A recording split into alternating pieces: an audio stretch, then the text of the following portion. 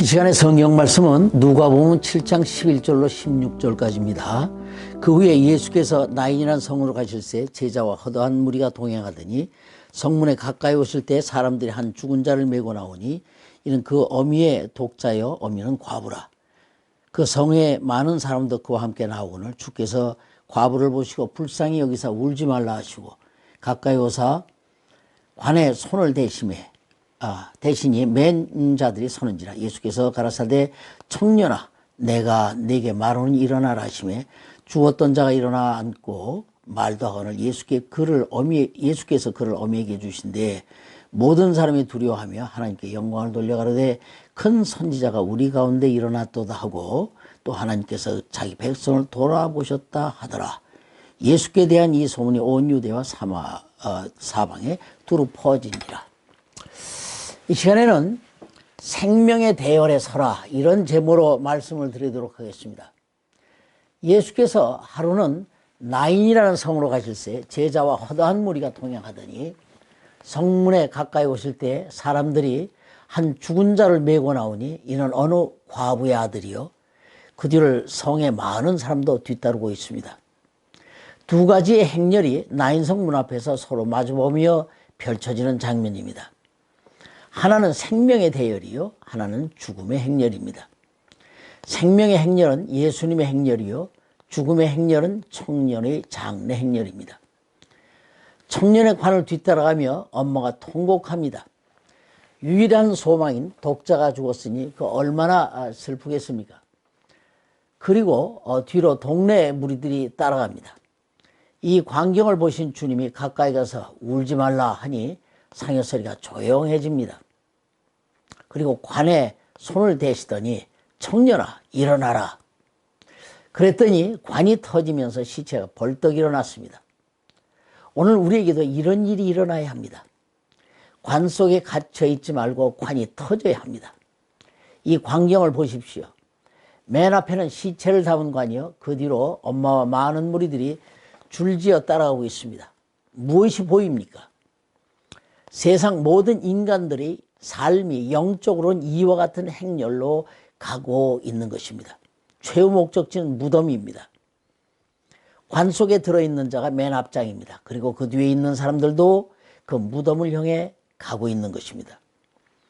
그러나 죽음의 반대편에 생명의 행렬이 있으니 곧 예수님의 행렬입니다. 예수님은 그것에 오시기 전에 가버나움에서 죽어가는 백부장의 종을 살린 후 계속 생명의 행렬길을 이어가시려 나인성으로 오시는 길이었습니다. 이 생명의 행렬은 조용하지만 그들에게는 소망과 생명의 빛이 가득합니다. 반면 장례 행렬은 곡소리로 떠들썩했지만 소망이 없는 행렬이었습니다. 왜 성경이 이 장면을 대조시켜 놓았을까요? 이 두 행렬은 2000년 전 나인성 근처에만 있었던 것이 아니라 오늘도 이어지는 사건입니다. 이 장면은 세상 모든 인간들이 살고 있는 영적 삶을 보여주고 있는 것입니다. 이 관의 최후 목적지는 무덤입니다. 모두가 죽음의 행렬을 걷고 있습니다. 그런데 문제는 관을 메고 가는 사람이나 뒤따라가는 사람들이 자기는 무덤에 안 들어갈 줄 안다는 것입니다. 오늘 우리도 지금 이 줄에 서 있습니다. 당연히 종착지가 무덤인데도 그것이 안 보입니다. 왜? 바로 앞에 있는 사람만 보고 쫓아가기 때문입니다. 인간은 주로 몇 가지 줄에 서서 갑니다. 첫째는 돈의 줄입니다. 목적지가 돈입니다. 그러나 그것이 목적지가 될까요? 그 사람이 최후 가는 것도 무덤입니다. 그런데 앞의 돈에 가려 안 보일 뿐입니다. 어떤 이는 명예의 줄에 서 있습니다. 그 명예 때문에 무덤이 안 보입니다. 명예만 얻으면 영원히 안 죽을 것이라고 착각합니다. 깨어나야 합니다. 어떤 이는 권세입니다. 이것이 앞을 가려 무덤이 안 보입니다. 이런 사람에게는 무덤이 더 빨리 옵니다. 뒷사람이 추월해서 가는 예가 매우 많습니다. 옳은 것은 순서가 있어도 가는 순서는 없습니다. 하나님의 오라 하시면 가야 합니다. 오늘도 세상 떠나는 사람이 많습니다. 또 쾌락의 줄 때문에 무덤이 안 보입니다. 좀 더 하면서 자극적인 것 찾다가 보면 어느 날 인생의 셔터가 내려집니다. 사람이 어디서 왔습니까? 부모 장례식 치른 후에도 며칠만 지나면 다 잊어버리고 맙니다. 자기는 안 갈 줄 압니다. 인간의 미련함의 극치입니다. 깨어납시다. 다 이런 줄에 서 있습니다. 이 줄에 서서 가면 결국 무덤입니다. 지난 1년간 어느 줄에 서 있었습니까? 오늘 이 줄을 옮겨 봅시다. 상여 소리꾼의 길에서 벗어납시다. 지금 당신의 삶이 상여 소리를 내고 있습니다. 노래방에서 노래 부르는 것도, 텔레비전 앞에서 희희낙낙하는 것도, 휴대폰 놀이하는 것도, 이 줄에 선 사람의 소리는 다 상여 소리입니다. 내가 어느 줄에 서 있는지 볼 수 있어야 합니다. 예수님은 이 땅 모든 사람이 이렇게 서서 가는 것을 한눈에 다 보셨습니다. 우리는 이 상여 놀이를 끊어야 합니다. 반복합니다. 나인성 문 앞에 두 장면, 한쪽은 생명의 줄이요, 나인성 과부 쪽의 줄은 사망의 줄입니다. 어느 쪽에 서야 할까요?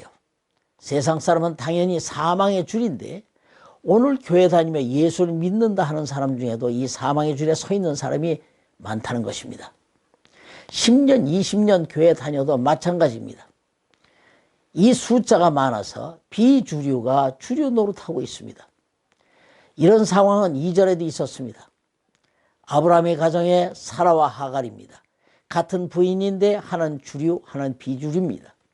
그리고 거기서 나온 이스마엘이 이삭을 괴롭혔습니다. 그때만이 아니라 지금 교회 안에도 이런 현상들이 있습니다. 이제 정리할 때가 되었습니다.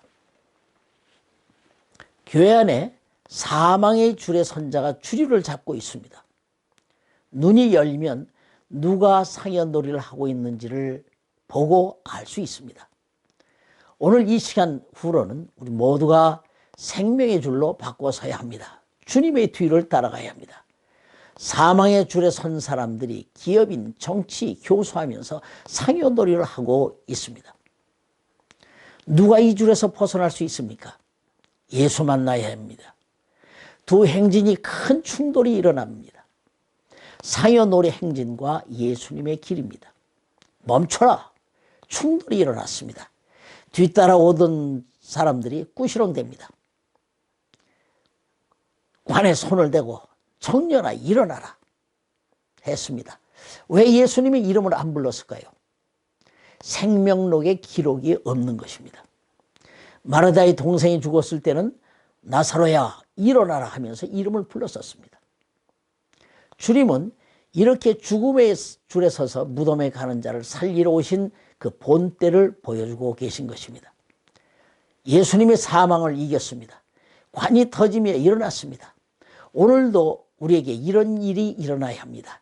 심령이 터지면서 일어나야 합니다.